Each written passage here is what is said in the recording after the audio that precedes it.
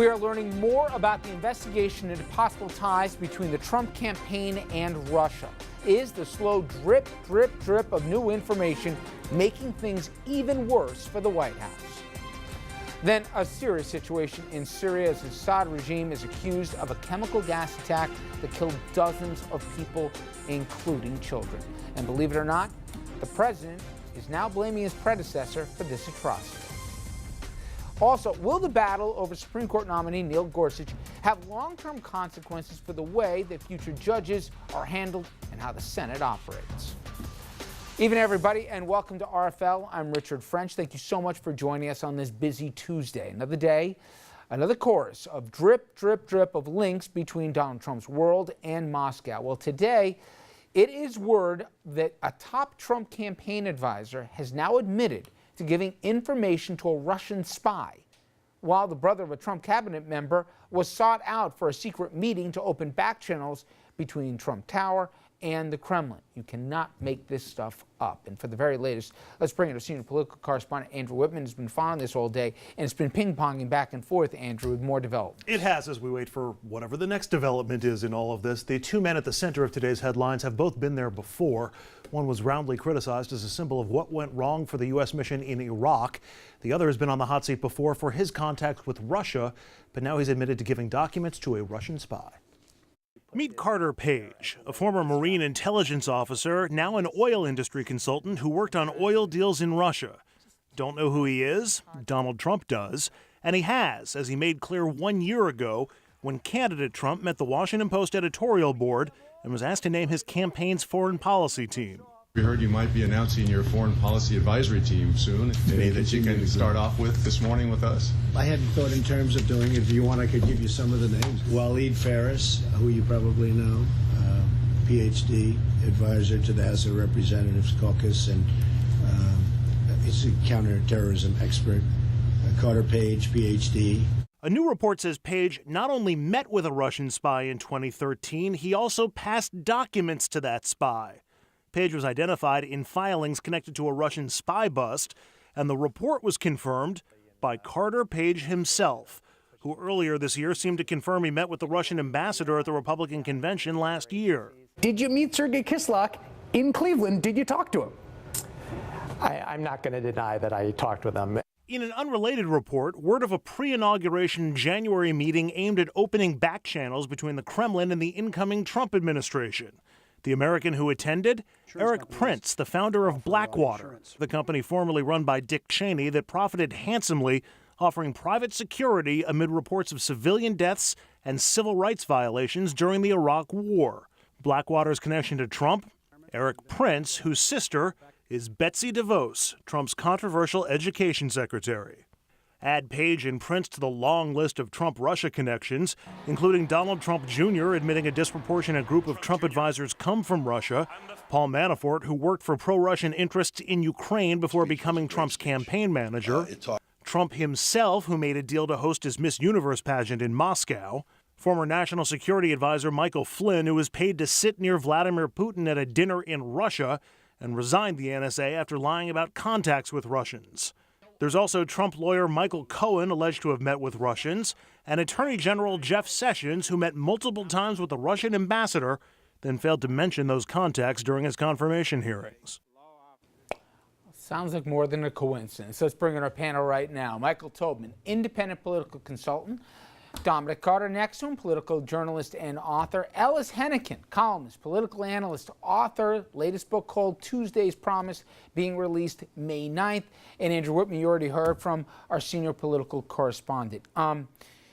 So the story itself, but also the optics of it and what this is about and our abilities to really get to the bottom of it. And Michael, I'll start with you in that if you were giving free consulting advice here, it seems that they're doing everything possible to not only make themselves look bad, but with the deny attempt to interfere, albeit with a compliant member of the Oversight Committee, would they be better off at this point to just get it all out there, unless they're guilty?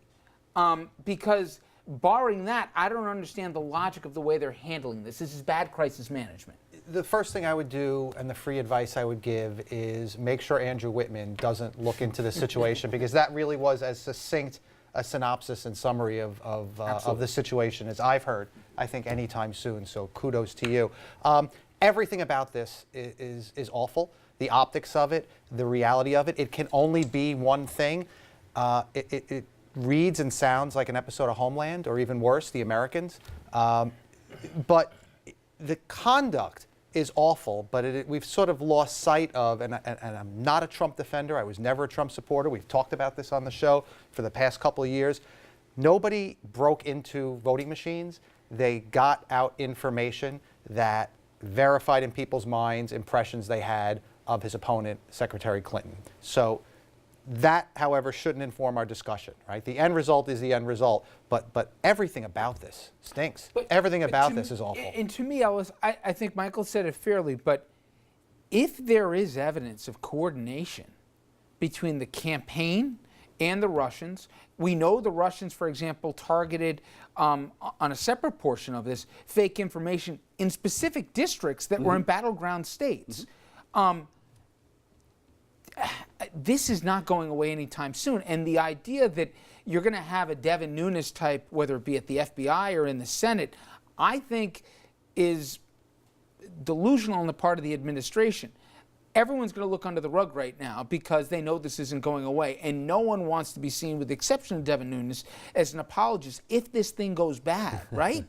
You know, Richard, we always hear that the cover-up is worse than the crime. It's true, though. I think in this case the crime is pretty bad. I mean, yes, the cover-up is a mess, and Nunes is embarrassing, and Carter Page seems like a whack job. You'd want that guy running your foreign policy? No, I don't want him anywhere near the Pentagon. But at the very core, right, is the most sacred part of our democracy is Americans going out and voting and electing a new president. And if we can find, doesn't have to be voting machine tampering, if we can find that there's a campaign that was in some way or another encouraged or coordinated or blessed by the victor, the Trump folks, that's real bad, regardless of the cover-up. I wonder, though, and we've talked about this before, if there's more proof established and there is a connection made plain, that's one thing. But the allegations and the connections and his attachment to strongman in Moscow, the voters knew about this. This was all out there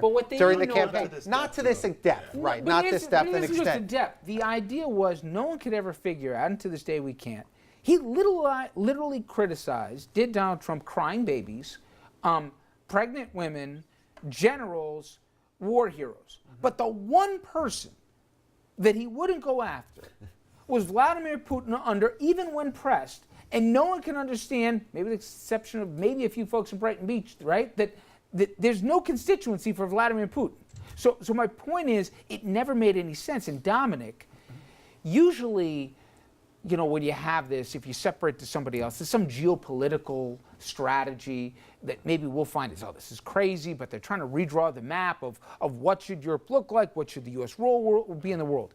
But nobody thinks that there is some policy, deep-seated belief in our current president. He was a transactional candidate. He made no secrets about this, and I think he's a transactional president. This is about money. Now, whether or not there's a there, we're going to find out. But this pure and simple, I believe, if this ever comes down to the bottom line, is like whenever we find out some guy in the city council, some state senator or assemblyman or congressman or senator, in the end, follow the money. And I think with everything that we've seen here from, you know, as Andrew said, Michael Flynn taking $50,000 for a speaking engagement with RT, or somebody getting a consulting deal with someone, this is about money. Who owned some of the debt on these casinos, who's financed this over the year, who's invested in these properties, and who's got what on somebody else. I don't think this is about trying to look at the atlas and come up with a new world order. It is on the Russians' part. Maybe, but on Trump's part, this is about money. Whether or not he did or didn't, we'll wait and see. But do you agree with me that it's nothing deeper than that? Wholeheartedly. I agree with the assessment that you just made, Richard.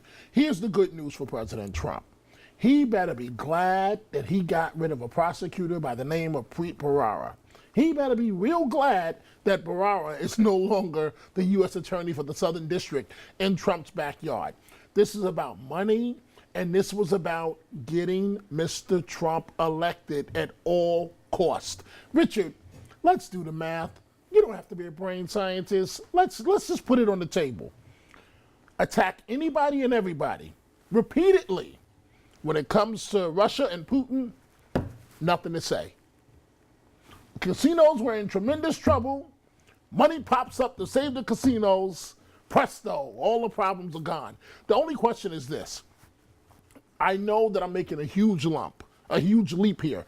I really believe that this is heading down the road to impeachment. I know that's a far path away. We have no evidence yet to support that. Yet, Richard, but this is not going to end pretty. So the only question is, how much does the institution of the presidency protect Mr. Trump, as it does all presidents? To that point, Andrew, the names we've mentioned, Manafort, I love it. Like when they were pressed on, well, wait a minute, what did we find out? There actually was connection, certainly before. Trump basically made him sound like an intern, okay? Except he was a campaign manager, and he was the guy counting votes there when they were in Cleveland. And you can go down the road with a bunch of other people that have been implicated. I don't know how insulated the president is. I don't even know if he knew, okay? So I'm not making the same leap my friend Dominic is tonight. But nonetheless, that's the question, right? Is how immunized this president is from whatever folks. We've gone past circumstantial now. Well, it's hard to imagine Donald Trump masterminding any sort of cabal with Moscow. I mean, it just doesn't seem like he has the faculties or the level of interest to be able to do that. So I don't think that he was the guy behind the curtain in all this.